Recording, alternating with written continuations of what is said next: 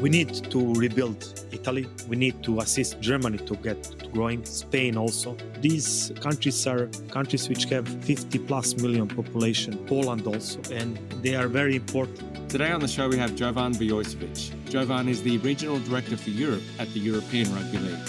We've been blessed to have a number of guests who have done an incredible amount of work to spread the rugby league gospel, and Jovan is right up at the apex of the pyramid in this regard. We hope you enjoy. Nowadays, the Montenegro and North Macedonia are working very hard, both countries, to get the government recognition. Maybe by the end of this year, at start of 2025, one of those will be recognized by the government.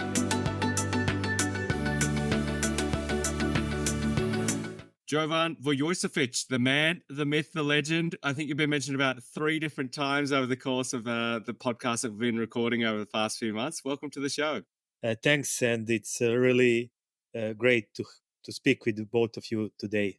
Absolutely, and it's more of a pleasure from our end, I can tell you that much. But Stu, you how are you keeping, mate? You well? I'm very well, thanks, and I'm really looking forward to speaking with Jovan. Jovan and I have a bit of history in Europe and meeting each other in different places, like whether it's Athens, Belgrade, or Istanbul.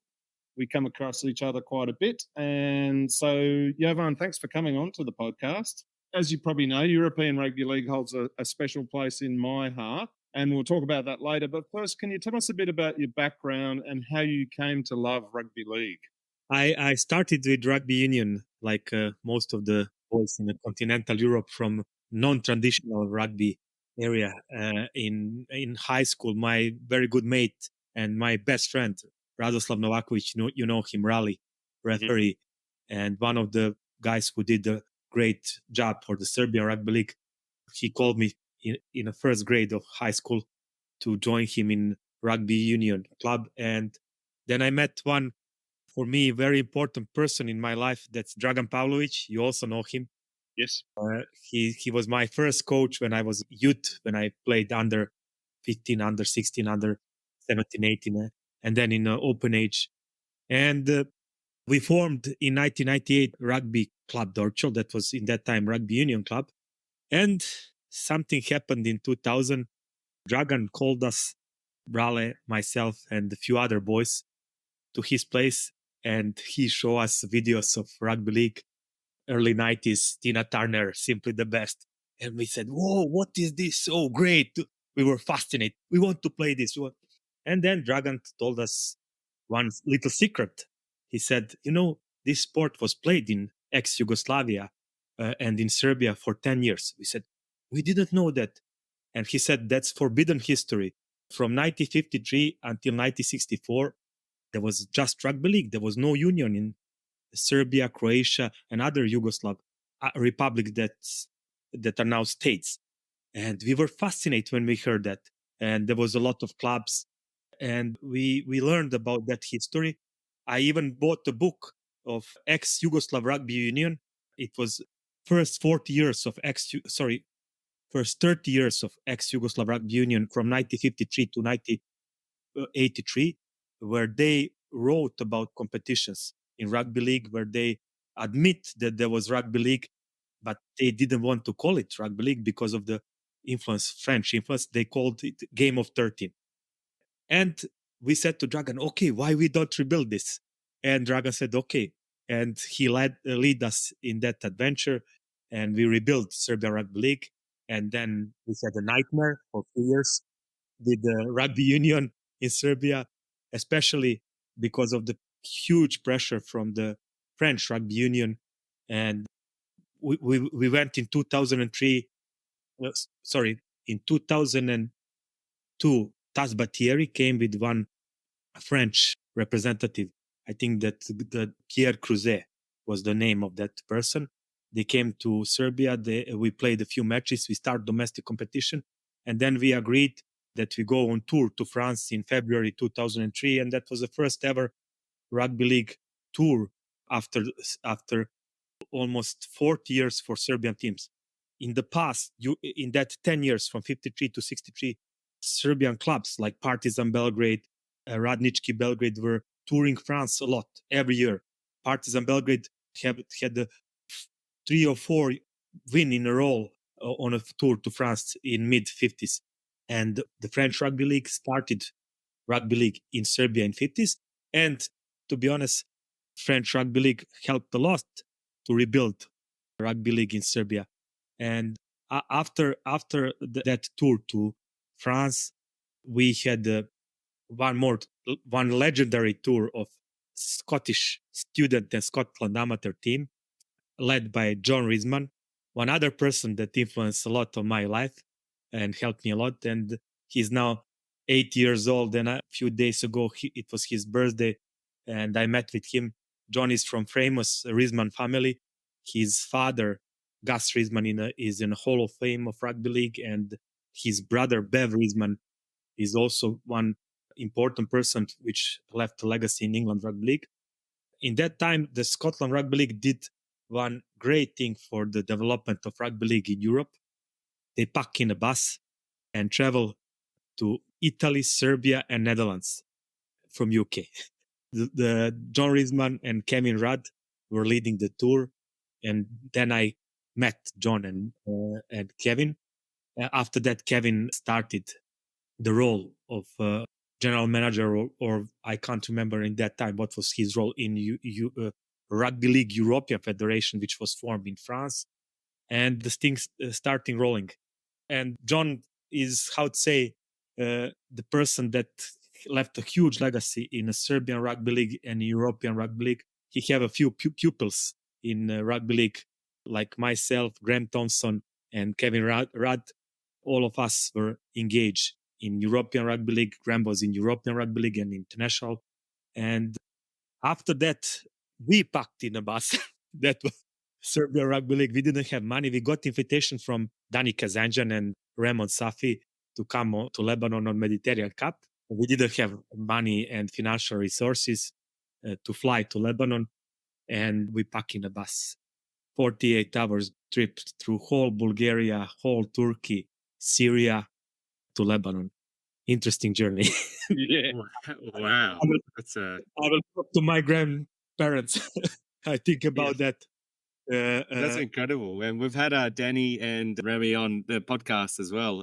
So did some fantastic work in Lebanon, but wider in Europe and Africa in general. But my first question, which is, Serbia is one of the few countries apart from Australia and Papua New Guinea where rugby league is actually more popular than rugby union. The game was popular there between 1953 and 1964, as we've spoken about. That was before rugby union started to throw their weight around. You've already told us about that times, but what's the relationship with rugby union like now? Rugby union at the moment, which is very sad, virtually is on the level to disappear in Serbia.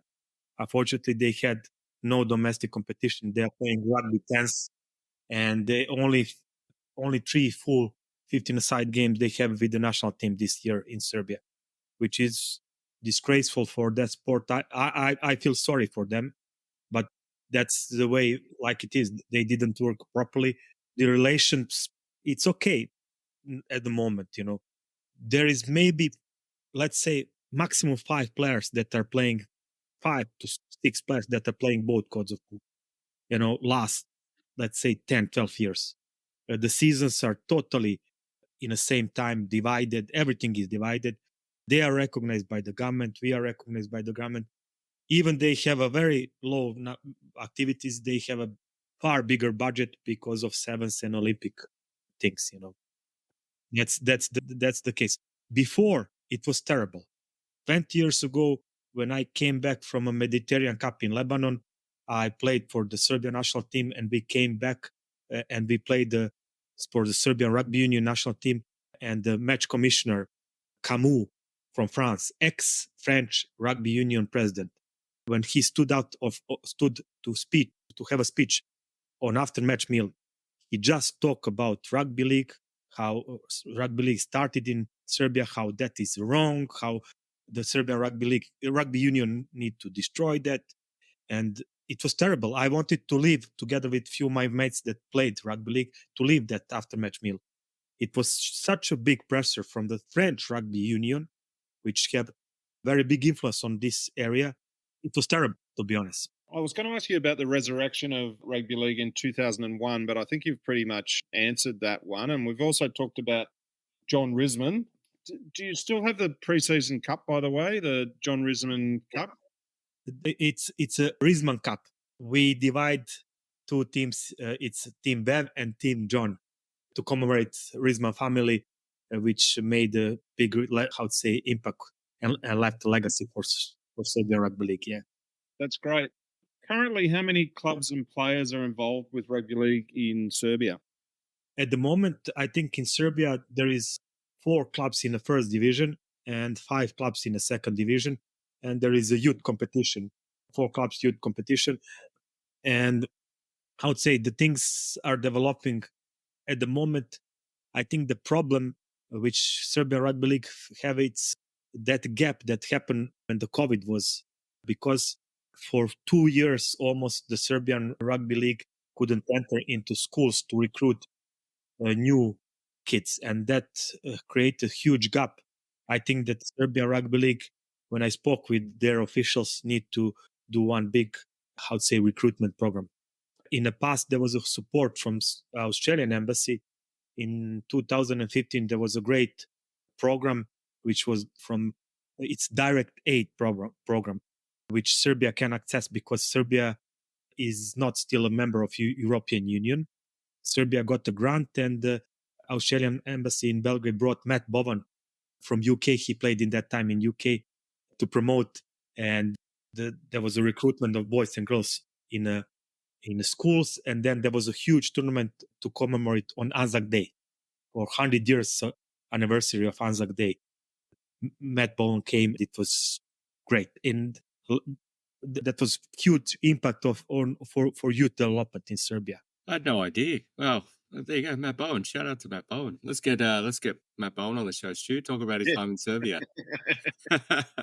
So, Jovan, we obviously just touched on the fact that things are absolutely flying in Serbia. This is prior to COVID.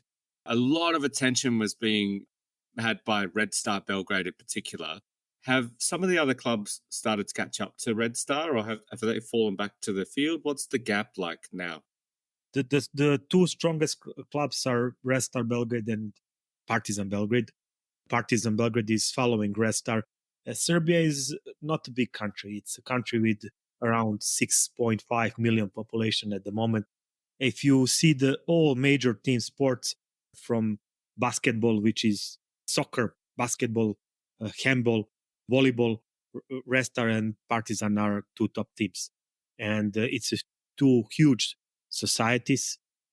That is what it is, like in Scotland, Glasgow, in soccer, Glasgow and Celtic. But in Serbia, it's a copy-paste system to other team sports. In the past, Dorchol was very strong, but the club divided on 3 parts: 2 rugby league clubs and 1 rugby union club. But Dorchol was the top club, which was for a decade one of the best clubs in Serbia. Nowadays, Red Star and Partizan are the 2 strongest one, and it's still hard for other clubs to catch with them. Partizan won this season Balkan Super League, and last season won the Serbian Cup.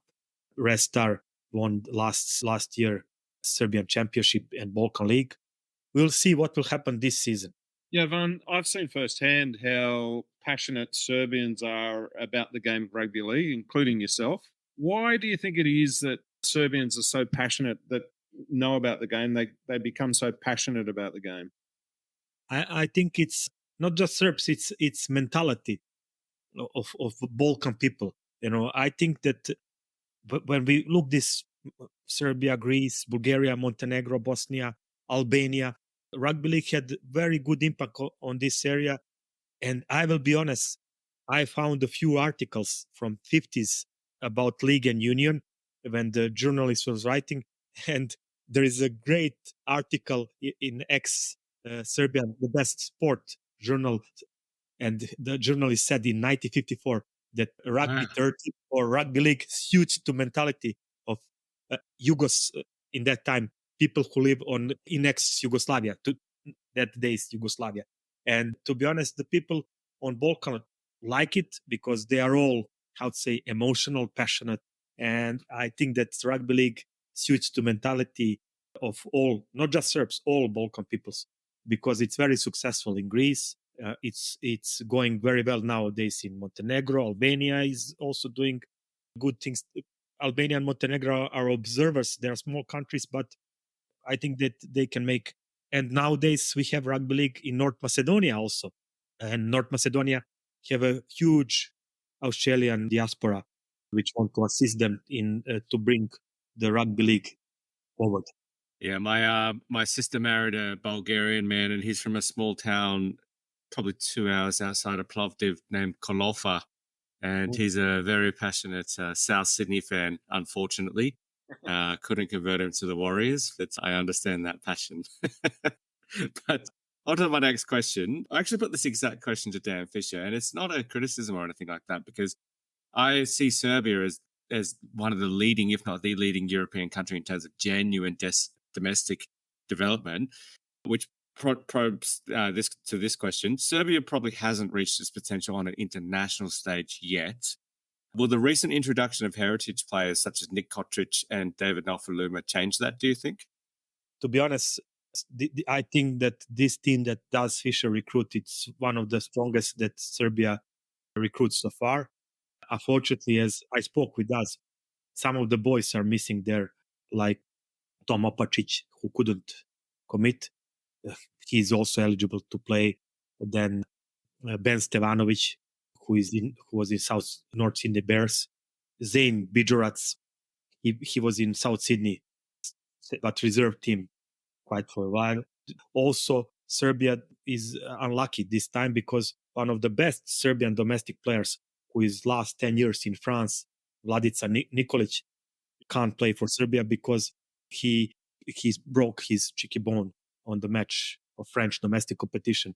And this Vladica is, I want to say one big hi to him because he's so sorry that he can't commit for the Serbia team because he's now in his 30s and he thought that this would be crown of his career, especially because this World Cup qualifiers are in France, where the French crowd and the clubs know him very well. Jovan, what would a World Cup qualification? Let's look ahead and think positive. What would a World Cup qualification mean for the country of Serbia? It will be huge impact. To be realistic, the Serbs are with both foot on the ground. To be realistic, it will mean a lot. But they all in the Serbian board think that the most important thing is domestic development still, to make clubs with a solid foundation. One of the biggest problem that Serbs, Greeks, Albanians, Bulgarians, and other nations on the Balkans face, and that, Stuart, it's fields. None of the clubs have a rugby league field. Yeah, they are all hostages of soccer, which is usually run in this area, not just Serbia, whole area run by some people who are on dark side. Let's be politically correct. No need. They're assholes. And how hard it is because clubs have an infrastructure where to train. That's the big handbrake for Serbian rugby league, Greece rugby league, and other Montenegro same, Albania same, Bulgaria same, Bosnia and Herzegovina, North Macedonia. I will just give you two examples from practice. First example, Norwegia national team, two Norwegian national teams tour Serbia under 18 and under 16. It was agreed that the games, two double-header games, to be played on the soccer club where Serbia delivered this year Euro under 19 competition. Mm-hmm. The soccer clubs, 48 hours before the game, said, no, we can't host it. Terrible. Yeah. The situation.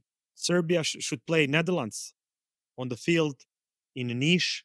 And then 5 days before, the soccer club said, no, you will destroy the grass. There will be probably rain. It's not rugby union. But they don't understand the difference. Even American football in Serbia have faced with the same problems. There are stereotypes. Rugby, it's everything with the oval ball, for that in their heads. And it's terrible. That's the biggest problem. And I think that And when I spoke with all the nations, the priorities need to be even one field in a capital city like Athens or Yeah. Belgrade Yep. will be huge for the development. Huge. That's where the teams can train. Two or three teams can train, where clubs can play. That's the biggest problem, and people need to realize that one of the priorities to make proper clubs, proper infrastructure. Playing on the World Cup can just be, how to say, to push that, to give some people to do on the ground to create solid foundation for the sport. Absolutely. I remember this is probably going back more than 10 years or so. I was chatting to a guy named Andy Mulhall who used to have a lot to say in the Czech Rugby League. And I think it was Vyšlárby that they managed to secure a ground that was sole use with rugby league. And that was a massive seminal moment in Czech Rugby League. And for someone that's sort of born and raised in Australia, you can't fully grasp just how important that is to a developing rugby league nation until you've actually been there. So that's the feedback that we're getting through to talking to people on the ground like yourself, which is access to fields is up there with money as the number one issue that rugby league is encountering to growth. But speaking of expansion or growth, you had quite a lot to do with the creation of the Balkan Super League for clubs. Tell us about how that is going and how it came about. We looked on the models what other sports are doing on Balkans and in Europe.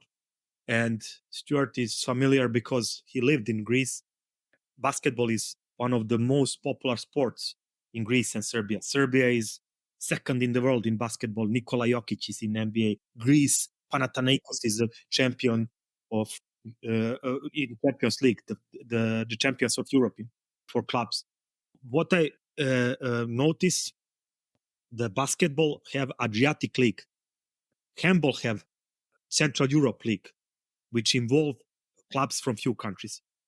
Imagine Serbia is second in the world in basketball, and it's a small country, and it's not sustainable to have, how to say, full professional competition, two leagues for example.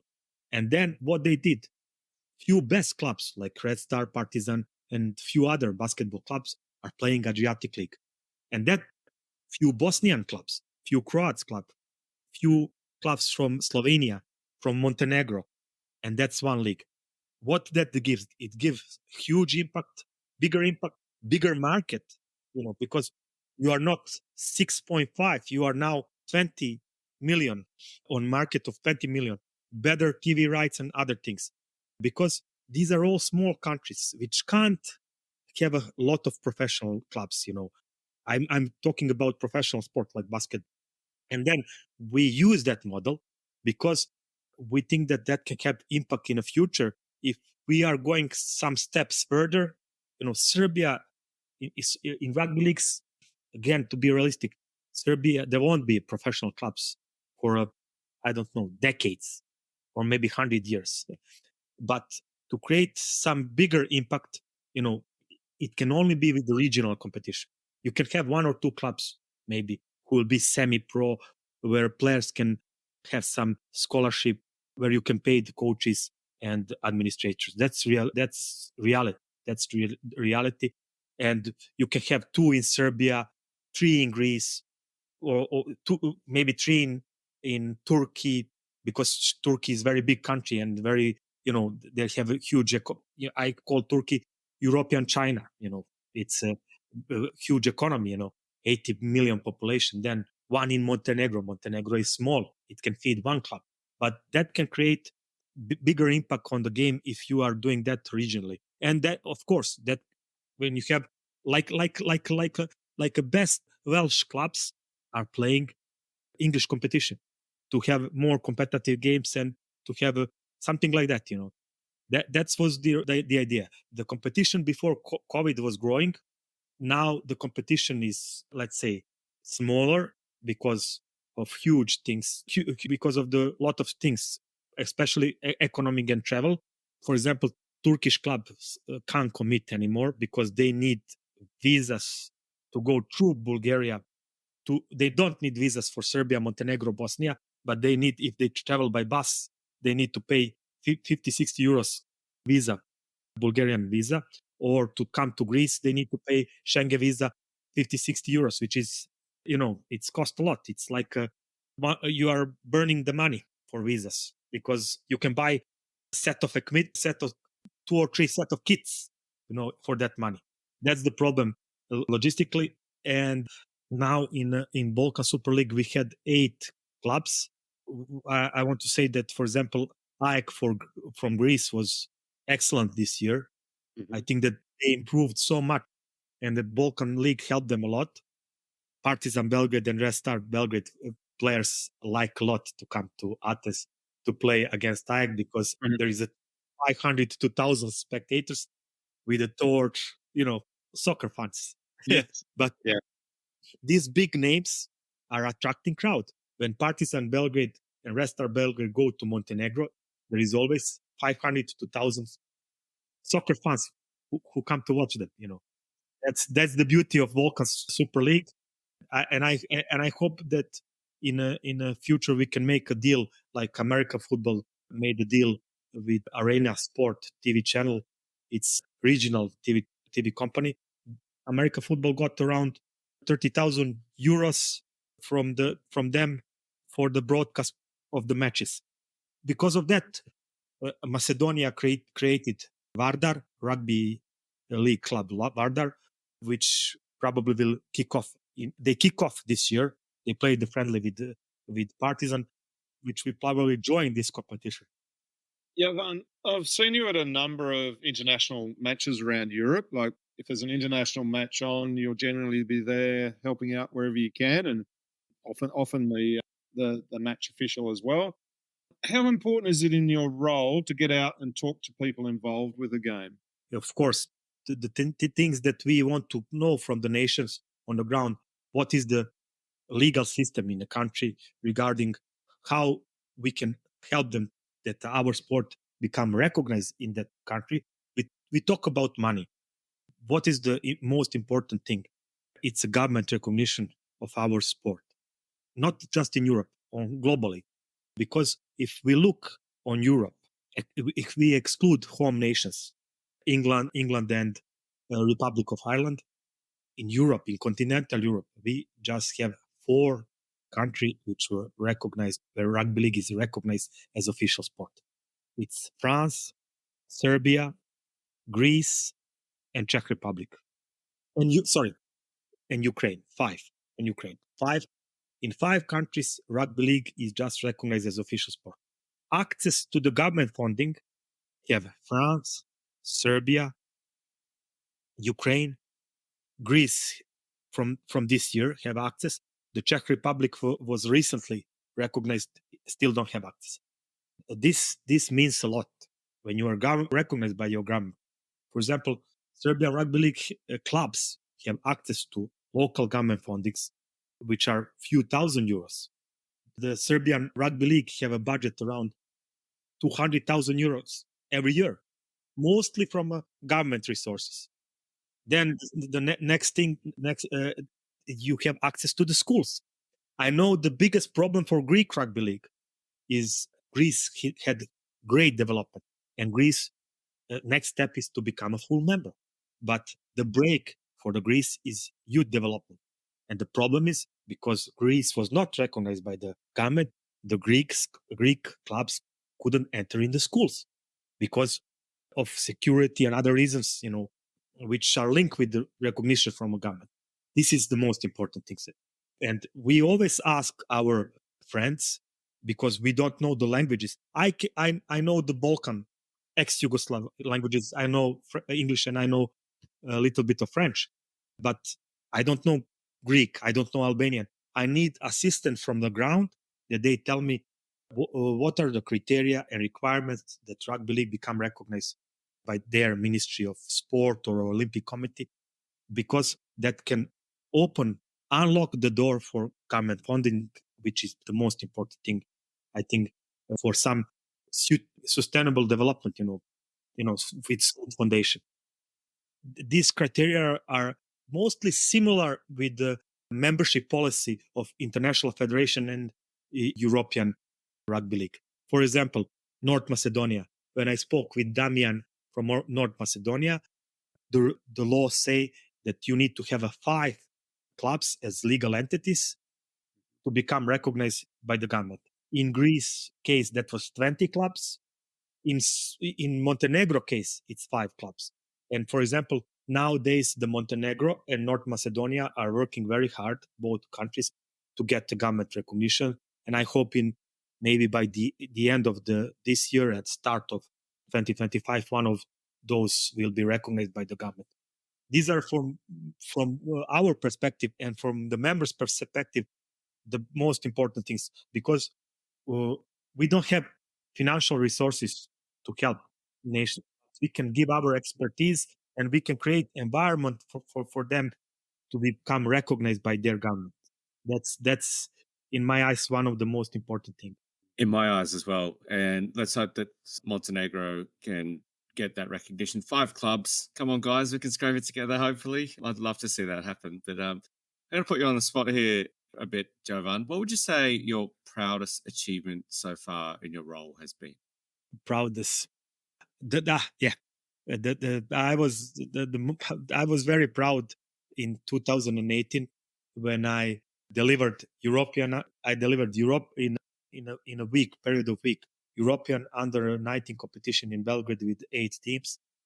I delivered European Rugby League Congress, and plus I found resources financial to organize Balkan Nines with 6 nations, and it was great to have all these nations in Serbia, to have them all in one place, to play that. In my career, this was maybe one of the proudest moments of my career, of 17 years of my career in European Rugby League, because I also managed to deliver twice European under 16 competition and also this year European under 19 competition. And that was great competition. We had add value from USA team coming to this competition, and it had huge impact because USA embassy here joined, and they were so happy to have USA team, and it's incorporating all this, I would say, what international federation wants to do on American market and the NRL also. It was great, to be honest. I like that. Yeah, no, that's a fantastic achievement. Jovan, we've seen growth in the women's game in Europe with more teams. Do you expect that area to continue to grow across Europe? On behalf of Europe and European Rugby League, I'm a member of Women and Girls Advisory Group of International Federation. Julia Lee is the chairman, and it's, to be honest, we are all so proud that Lady Games is growing. You remember it came before COVID out of the blue. Turkey was the first European country after France in continental Europe that had full 13-a-side competition with 4 ladies teams. Unfortunately, the COVID pandemic made the break, and they don't have anymore that competition. But this is, I would say, great. Last week I was in Athens on the World Cup qualifying games, Greece versus Ireland, and I can say that yourself and George Stylianos should be proud on Greek girls, because the Greek girls they just know for one code of rugby, it's rugby league. They don't have any kind of links with union, and it was 17 Greek domestic ladies which played excellent game versus Ireland, which is excellent team, very very well coached, and also we had first time in a European Rugby League history that woman was refereeing the match. Right, yeah. Tara Jones from England. Tara Jones is a first ever full-time employed women match official by Rugby Football League, and she officiate match excellent. I would say, and I can say that I really enjoy women rugby league because it's totally clean. There is no argument with match officials, and they are very emotional. And I think that this is one of the best products that we had so far, and I think it will grow. I also want to say Netherlands was excellent this season. Ladies, excellent. They were. It was only just that they achieved to come to the second phase. That game, Netherlands versus Ireland, was one of the best competitive games that we had so far. Yeah, I think there was 2 points in it. Yeah, Oh, and how good. Netherlands should be proud of it, and they did a great job. Yeah, that sounds really, really good and really promising as well. Good on the women's competition. Good on Netherlands, Ireland, Greece, all involved, Serbia. Now, next question though, which areas and countries do you expect to emerge and get stronger over the next 5 years? I think Netherlands is one of the countries which can be very strong. Also, Greece have a huge potential. Norway is doing very well. They have now youth development.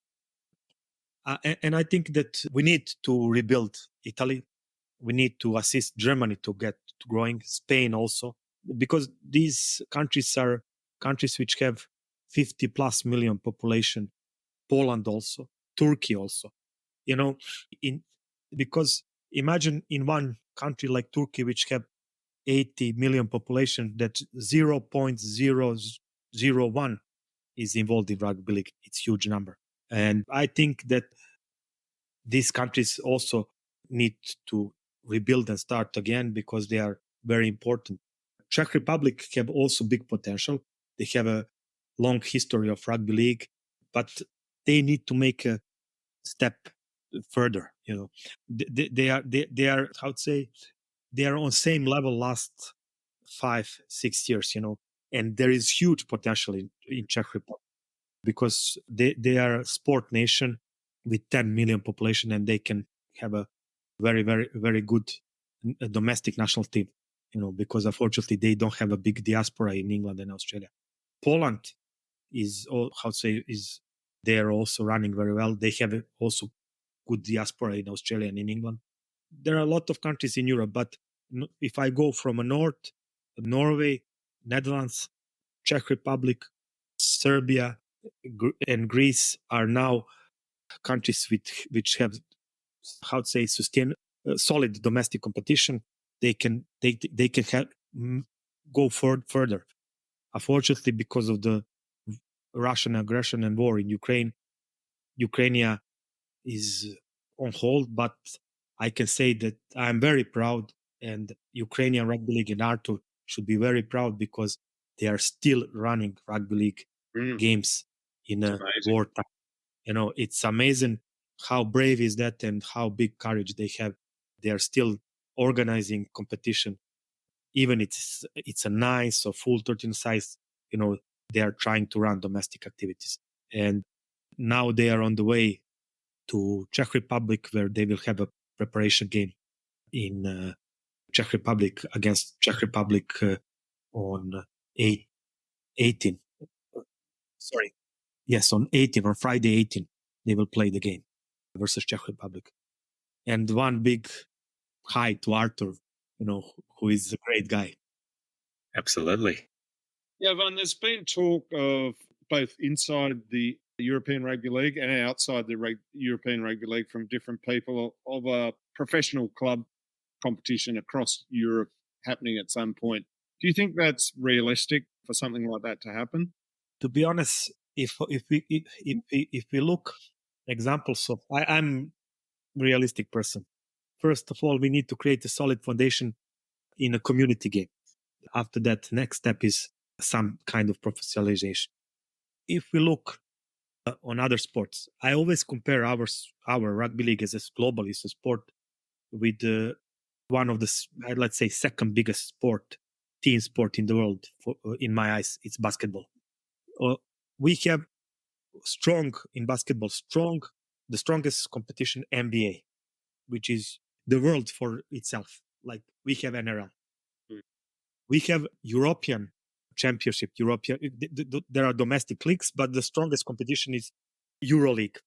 Panathinaikos won that competition last year, and the prize money was 1.7 million euros, which is a joke. 1.7, which is a joke. It's a soccer player, one average soccer player worth 10 million. Yeah, yeah. If you see the Olympic Games in basketball and Olympic Games in basketball or World Cup in basketball, who is winning? The teams who are having more NBA players. What will be the win situation when one Greek boy or one Serbian boy or one Netherlands boy come to NRL, like Jokic, something which is domestic product, and that will be the game changer.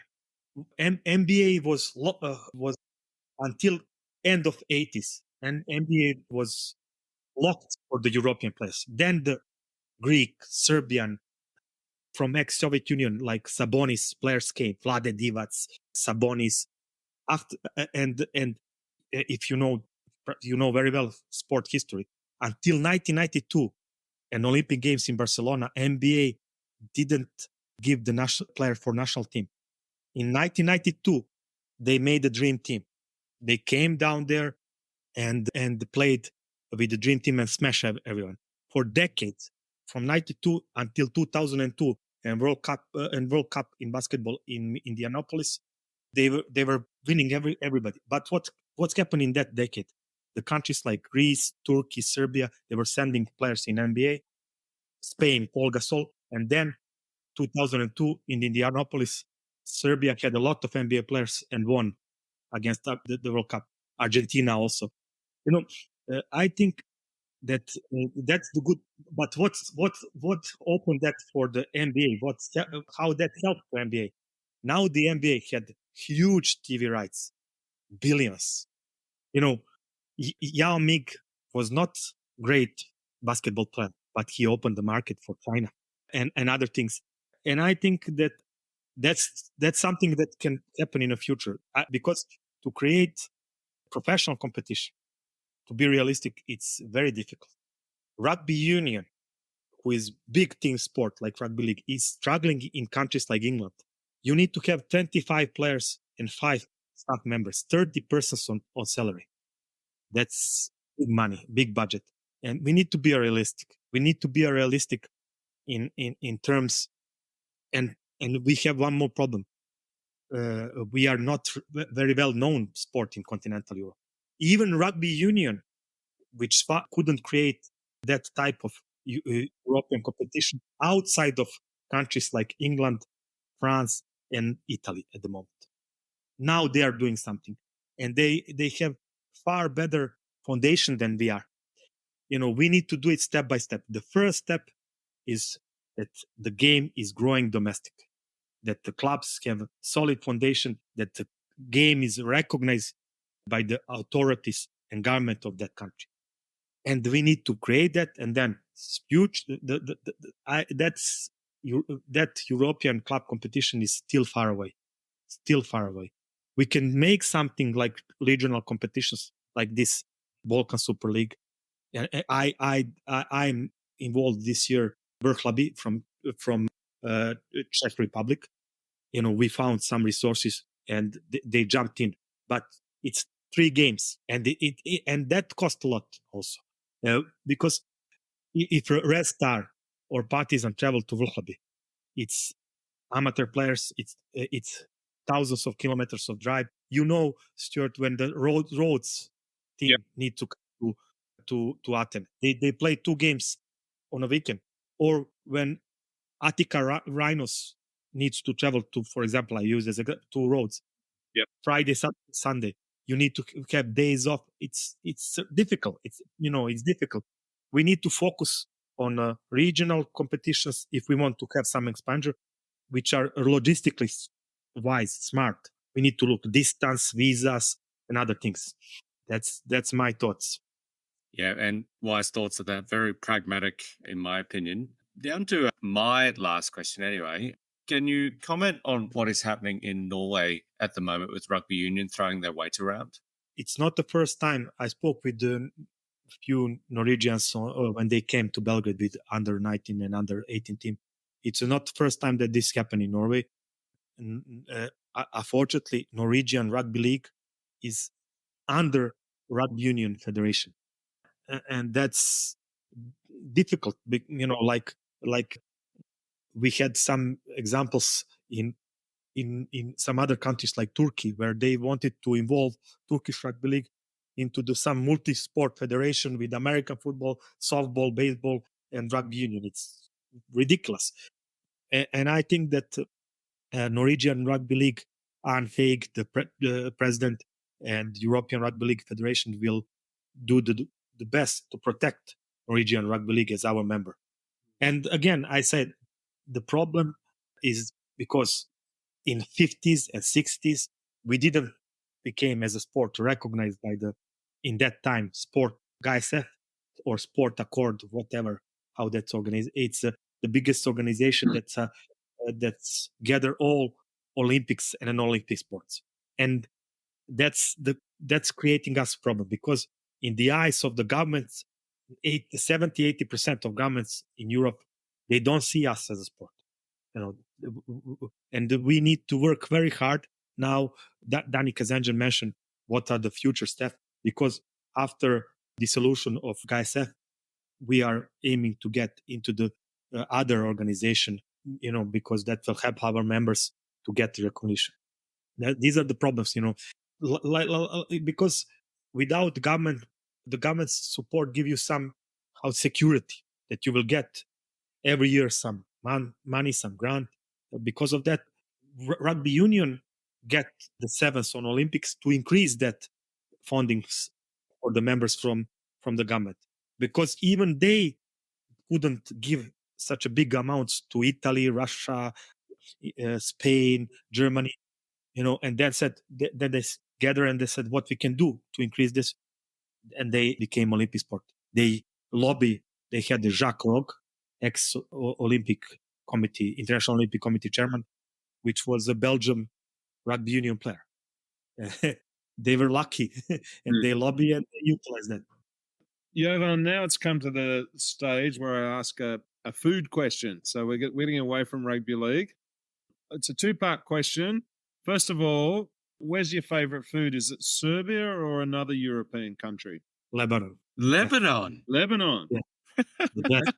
When I was there, 20 years ago, when I first met Danny and Raymond, when they introduced us Lebanese food, it's one of the best, to be honest, what I tried so far. That's great. Any particular dish that you can remember? Everything with the meat. That's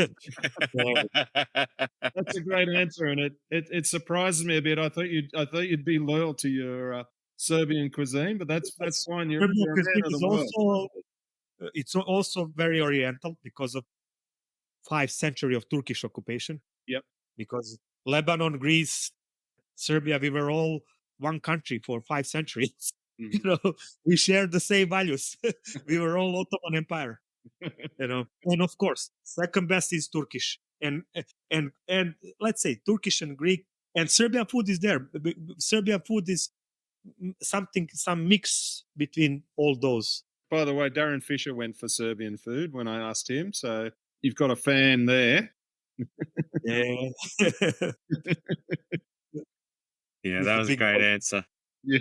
He's a big boy. He liked to eat meat. He is a big boy. Yeah. You wouldn't want to get on the wrong side of him. We're out of questions, to be honest. Jovan, do you have anything else that you want to add? No, it was really great this hour talking to both of you and what you two are doing, because these things are happening a lot, development of rugby league. And I respect a lot people when I see big enthusiasts and rugby league fanatics. I'm always very supportive with that. Absolutely. Stu, any final words from you? No, nothing more to say, except I absolutely admire the hard work and passion that Jovan puts into his work. Nothing succeeds like hard work and passion. So I think we're on the right track. Well, Jovan, it's been an absolute pleasure and an honor. I've heard so much about you. I'm glad to finally meet you. Perfect place to leave it. Honored to have you, mate.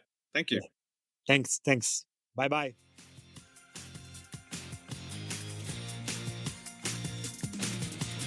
Thanks for listening to Everything Rugby League. If you like this episode, give the show a follow and leave a review. For more news and insights, follow us on Facebook or head to everythingrugbyleague.com.